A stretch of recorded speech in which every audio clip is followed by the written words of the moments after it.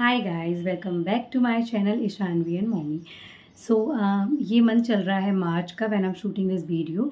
And मैं ये video इसलिए शूट कर रही हूँ बिकॉज बहुत से ऐसे पेरेंट्स होते हैं जो कि डाउट में रहते हैं कि अपने पास छोटा सा बेबी है, हम कैसे गोवा ट्रिप पे जाएं या फिर किसी और ट्रिप पे जाएं। बट जो मेरा वीडियो है वो स्पेशली गोवा ट्रिप वालों के लिए है। अगर कोई गोवा ट्रिप पर जाना चाहते हैं और कन्फ्यूज़ हैं कि बच्चे के साथ में कैसे जाएँ, छोटा बच्चा है, तो ठीक है, आज का वीडियो आप लोगों के लिए। अगर आपका बेबी 4 मंथ से ऊपर और 1 ईयर 1+ ईयर मतलब कि 2 साल तक भी है ना अगर, तो ये वीडियो आपके लिए बहुत यूज़फुल है।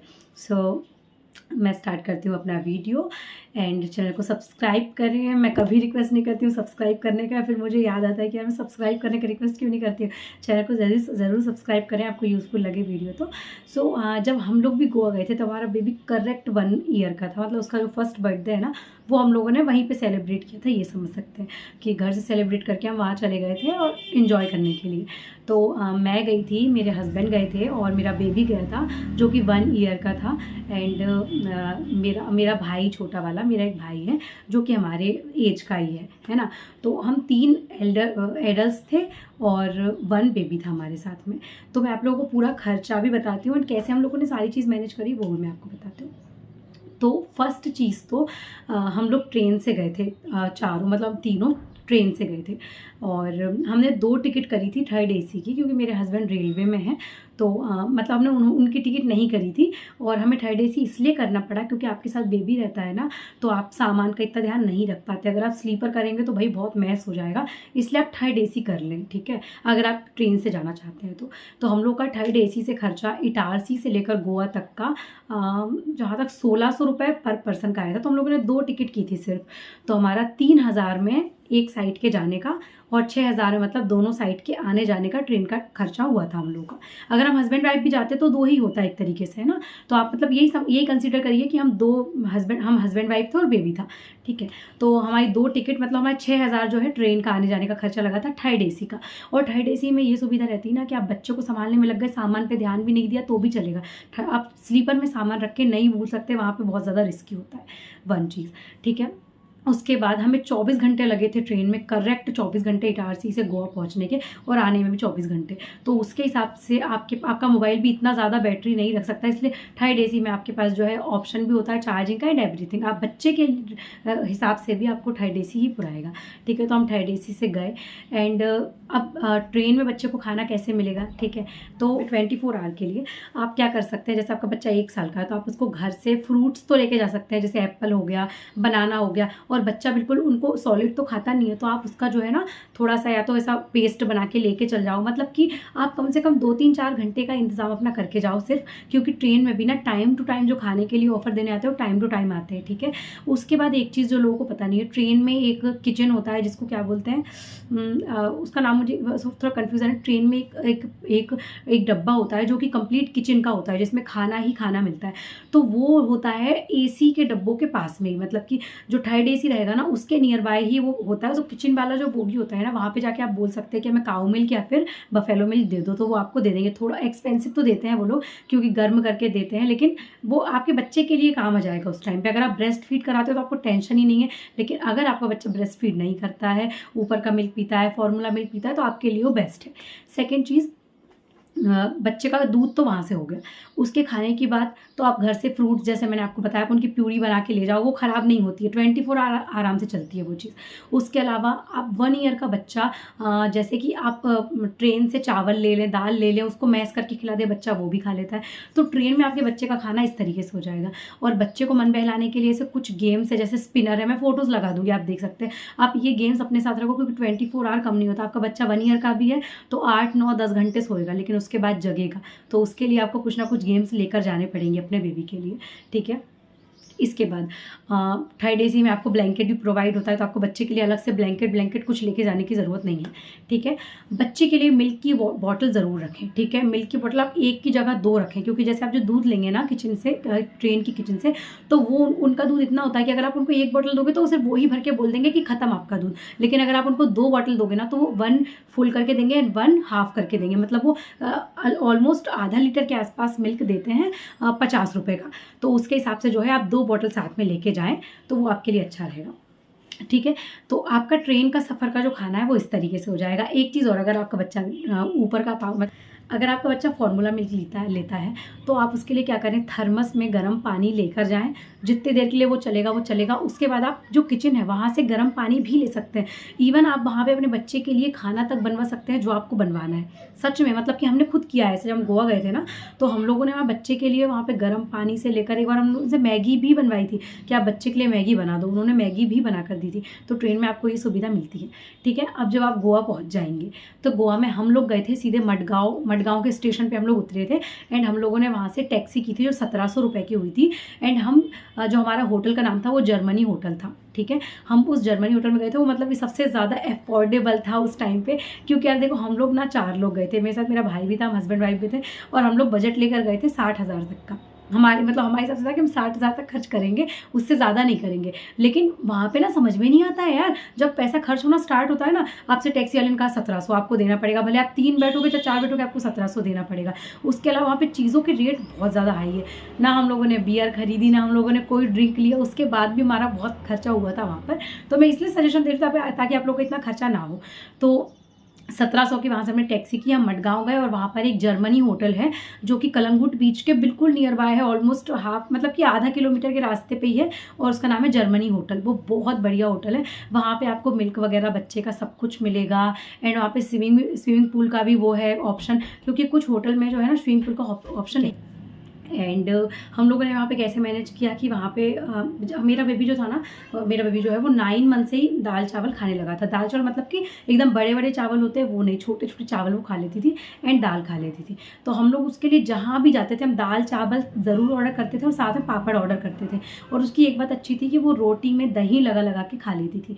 तो हम उसको रोटी में दही लगा के भी खिला देते थे। क्योंकि आप कुछ भी ऑर्डर करोगे, दही तो आप ले ही सकते हो 30-40 रुपये का। और वहाँ पे नॉनवेज होटल तो थे ही बहुत, लेकिन वहाँ पे वेज होटल भी थे, ढूंढने से मिल जाते थे। तो हम लोग जहाँ भी जाते थे वहाँ हम दाल चावल ज़रूर लेते थे। ठीक है। उसके बाद अब जैसे हमको रहता था कि हम बीच पे जाएंगे बहुत दूर, और बीच पे तो नॉनवेज ही मिलता है, सी फूड मिलता था। तो हम लोग फिर होटल से ही दाल चावल लेके चले जाते थे, थोड़ा सा दही लेके चले जाते थे, सब कुछ मिक्स कर लेते थे और उसको खिलाते जाते थे बीच पे। और 1 ईयर की थी ना वो, तो मिल्क पीती थी और सो जाती थी, थोड़ा बहुत खाती थी, मिल्क पीती थी, सो जाती थी। और वहाँ पे सबसे खास बात ये अच्छी लगी, बीच पर आपको तरबूज और मतलब सारे फ्रूट्स मिलते हैं ना, तो बच्चा तो उनको बहुत एंजॉय करता है उन फ्रूट्स को खाना उस तरीके से। तो वो इस तरीके से जो है बच्चे का खाना हमारा बहुत ईजिली हो गया था। एंड मेन जो रोल था इसमें वो था हमारा, क्योंकि मेरी बेबी ने कभी ब्रेस्ट फीड नहीं लिया, मेरा सी सेक्शन था, तो कभी मेरा ब्रेस्ट मतलब मिल्क आया ही नहीं। तो उसने हमेशा जो है ना वो फार्मूला मिल्क और काऊ मिल्क, बफेलो मिल्क, वो इन पर ही डिपेंडेंट रही जब तक उसने मिल्क पिया 2 साल तक।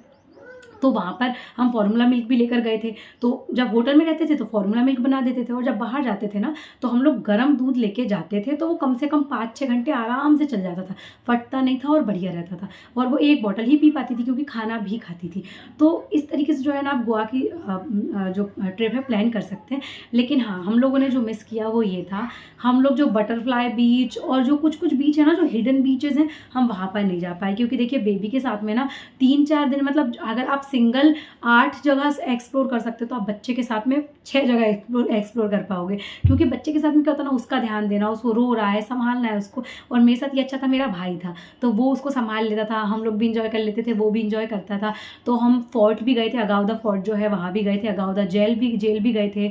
उसके बाद हम लोग हाँ कलंगुट बीच गए थे, बागा बीच गए थे। हमने बीचेस बहुत से क्लियर किए, घूमे। और साउथ गोवा भी गए थे हम। साउथ गोवा बहुत पीसफुल लोगों के लिए, जिन लोगों को शांति चाहिए ना, उनके लिए साउथ गोवा बहुत अच्छा है। लेकिन आपको वहाँ बहुत ज़्यादा एंजॉय करने का कुछ नहीं मिलेगा, क्योंकि जो मस्ती फन क्राउड है ना वो सब नॉर्थ गोवा में है। एंड जो शांति से जो लोग बिल्कुल ऐसे होते हैं ना कि नेचर लवर होते हैं, एकदम शांत बैठना ये वो, उनके लिए साउथ गोवा है। तो हम साउथ गोवा गए थे 2 दिन के लिए, नॉर्थ गोवा गए थे हम लोग 3 दिन के लिए। लेकिन हमारा जो छूटा वो मेन ये छूटा कि हम लोग शिप पे नहीं जा पाए। शिप पे क्यों नहीं जा पाए? क्योंकि हमें लोगों ने पहले ही बता दिया था कि अगर आप शिप पे जाओगे तो आपका बेबी वहाँ परेशान करेगा, 1 ईयर का है, उसको वहाँ का जो डांस वांस ये सब, और वहाँ मज़ा नहीं आ पाएगा, क्योंकि वहाँ पे होती है कपल एक्टिविटीज़, आपका कपल एक्टिविटीज़ वहाँ नहीं कर पाओगे। इसलिए हम लोगों ने छोड़ दिया था।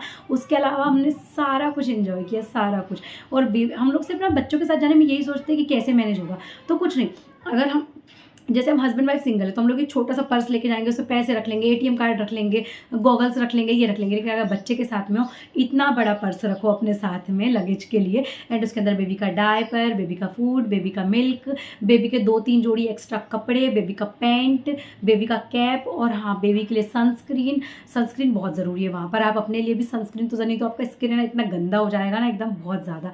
और जब भी आप बीच से नहा कर आएँ तो हमारे अपने होटल में आके स्विमिंग पूल में भी नहाएं, और स्विमिंग पूल के बाद अंदर जाकर भी शावर ज़रूर लें, नहीं तो आपके जो बाल है ना वो बहुत ज़्यादा डैमेज हो जाते हैं वहाँ पे। मतलब जब वहाँ से आओगे ना गोवा की ट्रिप से घर पर, तो आपको ना अपने हेयर की बहुत ज़्यादा केयर करनी पड़ेगी, ये तो पक्की बात है, पर आपको मज़ा आएगा। एंड आप बेबी के साथ में इस तरीके से जो अपनी जर्नी है उसको कंफर्टेबल कर सकते हैं। बस अपने बच्चे के खाने का ध्यान रखें, और अपने बेबी के जो है मिल्क का ध्यान रखें। और अगर बेबी आपका ब्रेस्ट फीड लेता है तो ये बहुत अच्छी बात है। आपको वहाँ पे ऐसे प्लेसेस भी मिलेंगे जहाँ पे आप ब्रेस्ट फीड करा सके, लेकिन आपकी ड्रेस बस मैटरनिटी ड्रेस होनी चाहिए जो कि मतलब कि आप बच्चे को ब्रेस्ट फीड करवा सके। तो इस तरीके से जो है आप अपने बच्चे को वहाँ पे ले सकते हैं और बहुत इंजॉय कर सकते हैं। साथ में पानी की बोतल ज़रूर रखें, आपको गोवा में हर 2-2 मिनट में प्यास लगने वाली है। मतलब दिन में आप कम से कम 10 बॉटल पानी की आराम से खर्च कर सकते हो, कम से कम 10 बॉटल। खर्चा मेन यही होता है, 10 बॉटल 20 बॉटल पानी की निकल जाती है। मतलब एक इंसान 10 बॉटल पी जाएगा, इतनी वहाँ गर्मी पड़ती है। एंड हम लोग मार्च के मंथ में ही गए थे, तो अगर आप बेबी के साथ है ना तो आपके लिए ये मंथ ठीक है। अगर आप सोचो कि आप दिसंबर में जाके बच्चे के साथ बैठ जाओ ना तो आप वहाँ पे नहीं इंजॉय कर पाओगे, क्योंकि वहाँ इतना क्राउड रहेगा ना, आपका बच्चा चिढ़ेगा, गुस्सा करेगा, इतने सारे उसके टेंट्रम्स झेलने पड़ेंगे आपको। तो उसके अगर आप बच्चे के साथ गोवा जाना चाहते हैं, फरवरी मार्च बेस्ट टाइम है। एंड जो चीज़ें मैंने आपको बताई इन चीज़ों का ज़रूर ध्यान रखें। अपने साथ में थर्मस रखें, अपने साथ में बेबी की बॉटल्स रखें, बेबी के खाने का ज़रूर ध्यान रखें। और गोवा में ऐसा नहीं कि खाना मिलता ही नहीं है, वेज मिलता ही नहीं, सब कुछ मिलता है, लेकिन ढूंढना पड़ता है। उसके बाद आप वहाँ पर टैक्सी वैक्सी करने की जगह स्कूटी करें। बच्चे के साथ में भी स्कूटी से चल जाता, कोई दिक्कत नहीं। अपने साथ में स्ट्रॉल रखें ताकि आप बच्चे को कवर कर सकें उससे, ताकि उसके सर पे एकदम धूप ना लगे। That's it. एंड अपने साथ लाइसेंस ज़रूर रखें स्कूटी के लिए, क्योंकि वहाँ पर नहीं तो आप ना जो आप ऐसे पैसा खर्च करोगे वो तो करोगे, जो स्कूटी की पेनल्टी देते जाओगे ना आप, जो मतलब कि चालान कटेगा वो अलग कटेगा। तो इसीलिए अपने साथ में लाइसेंस रखें, अपने डॉक्यूमेंट साथ में रखें, और बेबी की चीज़ें, सनस्क्रीन, उसका लोशन, उसके कपड़े, उसके लिए कैप, उसके लिए गॉगल्स अगर वो लगा पाए तो, बहुत से बच्चे नहीं लगाते, मेरी बेबी भी नहीं लगाती थी। तो इस तरीके की चीज़ें रखें। और अपने बच्चे के बीच के लिए, बीच पे आजकल बहुत सारे गेम आते हैं, बीच के लिए मैं उनकी फ़ोटो लगाऊंगी जो मेरे पास भी है, आप वो लेके जा सकते हैं। बच्चा रेत से खेलता रहेगा इस तरीके से, तो आप अच्छे से अपनी ट्रिप एंजॉय कर सकते हैं। बस इन चीज़ों का ध्यान रखें, और स्पेशली बच्चे के दूध का और खाने का ध्यान रखें, जो कि मैंने आपको ट्रेन में तो आपको बता दिया कि ट्रेन में आपको कैसे अवेलेबल होगा, एंड आपको होटल में भी ये चीज़ अवेलेबल हो जाएगी। So thank you so much for watching my video. And हमारी जो गोवा की ट्रिप थी उसका वीडियो भी कल अपलोड हो जाएगा, आप देख सकते हैं हम लोगों ने कैसे वहाँ पे एंजॉय किया था। एंड क्योंकि 2 साल पुरानी मेमोरी है तो बहुत ज़्यादा वीडियो मेरे पास नहीं थे, बहुत ज़्यादा फोटो नहीं थी, पर मैंने कुछ चीज़ें लगा दी हैं, आप वहाँ से देख सकते हैं कि हम लोगों ने कैसे एंजॉय किया था। Thank you so much for watching my video.